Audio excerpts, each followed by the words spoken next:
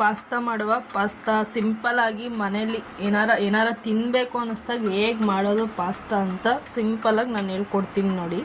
ಈ ಥರ ಮಾಡ್ಕೊಂಡು ತಿನ್ನಿ, ಚೆನ್ನಾಗಿರುತ್ತೆ. ತಿನ್ನಬೇಕು ನಮಗೆ ಪಾಸ್ತಾ ಅಂತ ಅನ್ನಿಸ್ದಾಗ ಈ ಥರ ಮಾಡ್ಕೊಂಡು ತಿನ್ನಿ. ಎಲ್ಲರಿಗೂ ಬರುತ್ತೆ ಪಾಸ್ತಾ ಮಾಡೋಕ್ಕೆ, ಬರಲ್ಲ ಅಂತಲ್ಲ. ನಾನು ಯಾವ ಥರ ಮಾಡ್ತೀನಿ ಅಂತ ತೋರಿಸ್ತೀನಿ ನಿಮಗೆ. ನಾನು ಯಾವಾಗಲೂ ಮಾಡಬೇಕಾದ್ರೆ ಎಲ್ಲ ಕುಕ್ಕರಲ್ಲೇ ಮಾಡೋದು ನಾನು. ನಿಮಗೆ ಯಾವುದು ಕಂಫರ್ಟಬಲ್ ಇರುತ್ತೆ ನೀವು ಅದರಲ್ಲಿ ಮಾಡಿ. ಕುಕ್ಕರ್ನ ಕಚ್ಬಿಟ್ಟು ಅದಕ್ಕೆ ಆಯಿಲ್ ಹಾಕಿ, ಅಡುಗೆ ಎಣ್ಣೆ ಬಿಸಿ ಆಗಲಿ. ಎಣ್ಣೆ ಬಿಸಿ ಆದಮೇಲೆ ಸಾಸಿವೆ,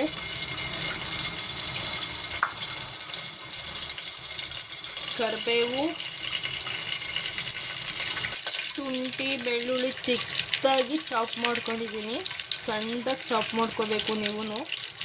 ಅದನ್ನು ಹಾಕಿ ಮತ್ತು ಒಂದು 3 ಚಿಕ್ಕದಾಗಿ ಮೆಣಸಿನ್ಕಾಯಿ ಕಟ್ ಮಾಡ್ಕೊಂಡಿದ್ದೀನಿ. ಅದು ಮತ್ತು ಒಂದು ಚಿಕ್ಕದು ದಪ್ಪ ಮೆಣಸಿನ್ಕಾಯಿ, ಇದೆಲ್ಲ ಹಾಕಿ, ಸಾರಿ ಏನೋ ಸೌಂಡ್ ಬಂತು ಅಂತ ಇದು ಮಾಡಬೇಡಿ. ಇದೆಲ್ಲ ಹಾಕಿ ನೀಟಾಗಿ ಫ್ರೈ ಆಗಲಿ ಚೆನ್ನಾಗಿ. ಆಮೇಲೆ ನಾನು ಇದಕ್ಕೆ ಕ್ಯಾರೆಟ್ ಹಾಕ್ತಾ ಇದ್ದೀನಿ. ನನಗೆ ಸ್ವಲ್ಪ ತರಕಾರಿ ಥರ ಕಾಣಿಸ್ಬೇಕು, ಏನಾದರೂ ಒಂದು ಇರಬೇಕು ತರಕಾರಿ. ಕ್ಯಾರೆಟ್ ಹಾಕಿದ್ದೀನಿ. ಕ್ಯಾರೆಟ್ ಕೂಡ ಚೆನ್ನಾಗಿ ಫ್ರೈ ಮಾಡ್ಕೊಳ್ಳಿ. ಎಲ್ಲ ಫ್ರೈ ಆದಮೇಲೆ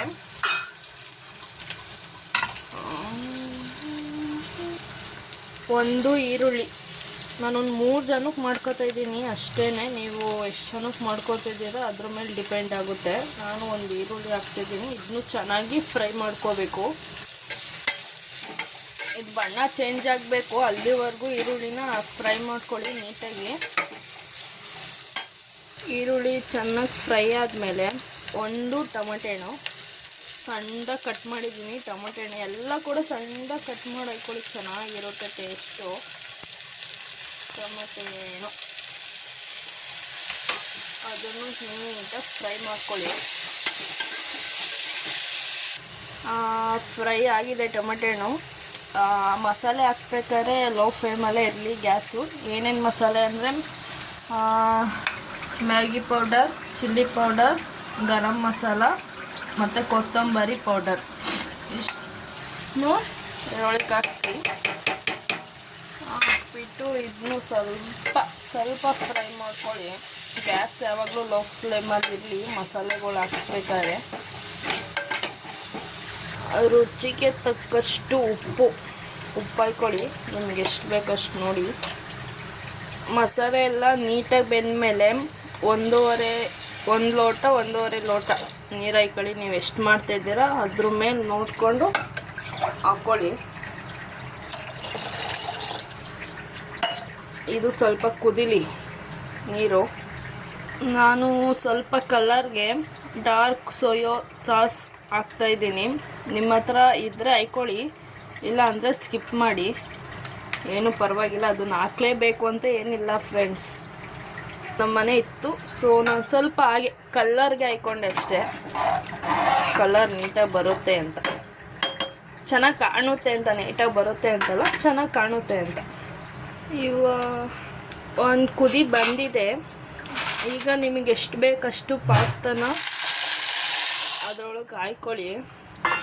ಒಂದು ಸರಿ ಟೇಸ್ಟ್ ಎಲ್ಲ ನೋಡ್ಕೊಬಿಡಿ. ಕುಕ್ಕರ್ ಕ್ಲೋಸ್ ಮಾಡೋಕ್ಕಿಂತ ಮುನ್ನ ಟೇಸ್ಟ್ ಎಲ್ಲ ನೋಡ್ಕೊಬಿಡಿ. ಆಮೇಲೆ ಸ್ವಲ್ಪ ಮಿಕ್ಸ್ ಮಾಡಿಬಿಟ್ಟು ಈ ಥರ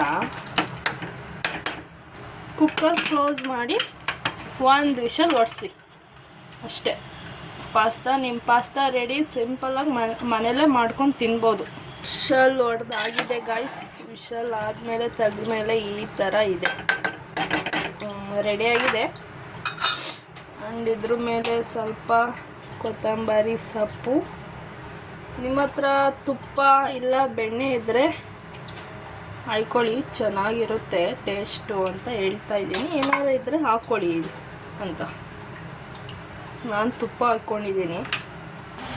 ಇಷ್ಟೇ ಗಾಯ್ಸ್, ಪಾಸ್ತಾ ರೆಡಿ.